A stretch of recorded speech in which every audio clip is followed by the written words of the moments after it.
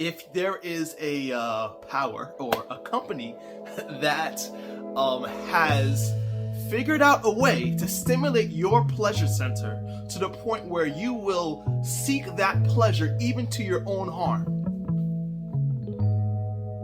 you're no different than that lab rat.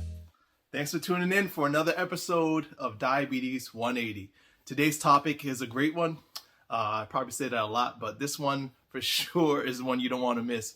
We're talking about how addicting sugar really is. I know the title says how is sugar more addicting than cocaine is, and let me just go ahead and just say off the bat from the beginning, absolutely yes. This has been proven with animal studies, and I could link that study in the link below in the description section. But I want to talk about today another study that shows how important it is to understand how this addiction is affecting our behavior. Okay, so of course we all know that addiction is about stimulating the reward center in our brain, the pleasure center, and this can affect our behaviors and our patterns of behavior, making it very hard to disassociate or stop that rewarding behavior. Two scientists, Olds and Milner, in 1954 performed an experiment that really shows you how this plays out in lab rats. So what they did is they hooked up these poor lab rats with electrodes that would stimulate the pleasure center of their brain. These electrodes were then tied to a self-activating button, a button that they can push at will to stimulate the reward center or the pleasure center of their brain whenever they wanted to. So of course they pressed and they pressed and they pressed. They pressed that button so often, so frequently, that they stopped caring for themselves. They stopped eating.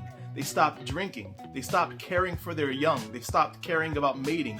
And they actually had to be disconnected from the electrodes because they would starve themselves in neglecting food over the self-stimulating pleasure center button. So what does that mean? I'm not a lab rat, right? Well, I want to ask you a question.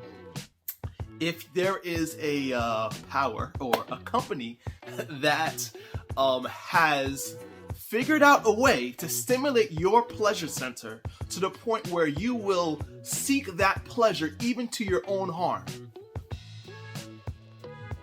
you're no different than that lab rat. The reality is that the food industries are just like those scientists. Millions of dollars are spent to food chemists to figure out how to make food hyper palatable, meaning making it so sweet or salty or fatty that it stimulates the reward centers of our brain beyond our own control. So sugar, of course, is one of the particular substances that food industries know will lead to a very strong reward response, a very strong stimulation of that pleasure center. So what do? They lace all their foods with sugar, refined, highly processed sugar. And after manufacturing this food poison, they spend over $2.5 billion a year on food advertising, basically paying the food peddlers or drug pushers to sell their product, and package it in a way that is even more irresistible and continues to feed on this triggering, stimulating pleasure center of our brain. Most people understand this, and most people know that you can't just drop a sugar addiction. Whether it be for me it was Snickers and Coke, Coca-Cola, right? And yeah, I'm glad today to say that I'm a sugar and Coke addict free.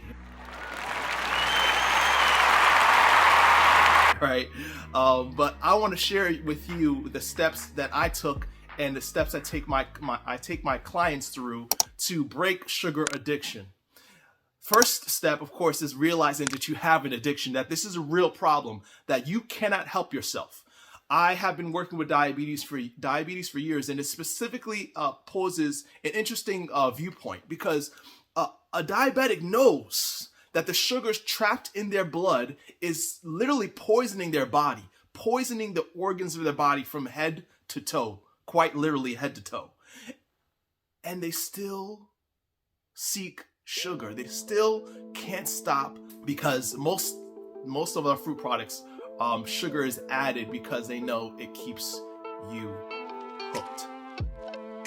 We have gotten to the point where we think we're making our own food choices, but the reality is someone is making it for us, to the detriment of our health and the detriment of our ability to make healthy choices.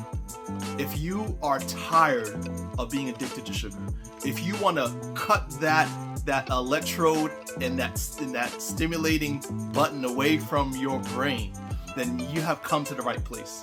I have made it my mission to help people break sugar addiction, to make healthy choices, and experience a diabetes 180. Even if you don't have diabetes, I encourage you to watch the next few videos I'll be posting throughout the next couple of weeks. It will be part of a series that teaches how to break sugar addiction.